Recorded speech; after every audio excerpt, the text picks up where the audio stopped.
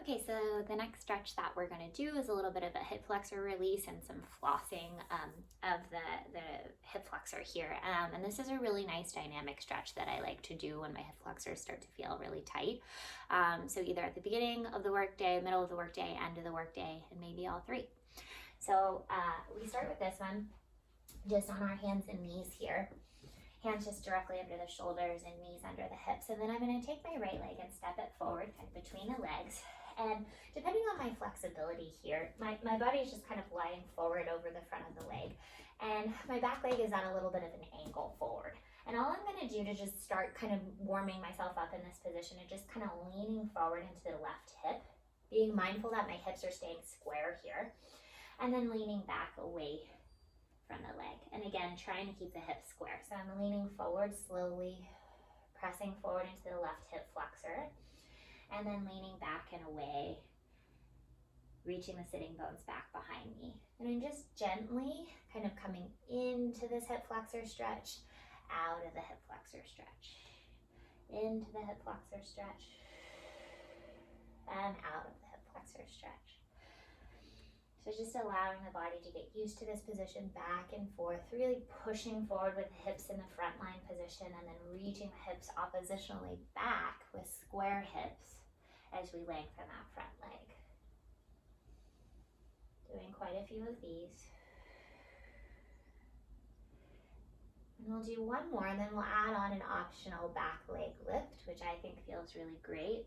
If you're feeling like you're ready for a little more flexibility, your body's nice and warm, you can tuck that back toe underneath you, pick up the back leg, try to stretch out through that front of the left hip flexor here. And then we kind of lean forward and then we lean up and back, shooting the hips to the sky this time and the nose down towards the knee. So in this position, we feel more of a right hamstring stretch. And then in the down position, we feel that left hip flexor opening again. So we go up, keeping that nose close towards our knee and reaching our hips as square as possible. And then slowly down, just moving in and out of this position, up and down, and up and down.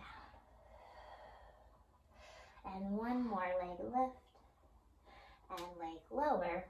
And then for the last little bit of this, I'm going to bend that back knee again, and I'm going to take my right hand just onto the right leg, take the left arm up to the ceiling, and try to arch my back a little bit backwards so I can feel the psoas on the left side stretching. My left arm is up to the sky, holding this big inhale breath, and then exhale coming down out of that. And then we can change and do it all over on the other side. So I'm going to place my hands back down. The right leg goes back.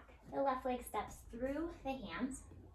And we start with our flossing forward. So I'm going to lean a little bit forward, opening the hips, reaching for nice square hips in the back, and then sitting back, hips sitting, reaching back, and then leaning forward,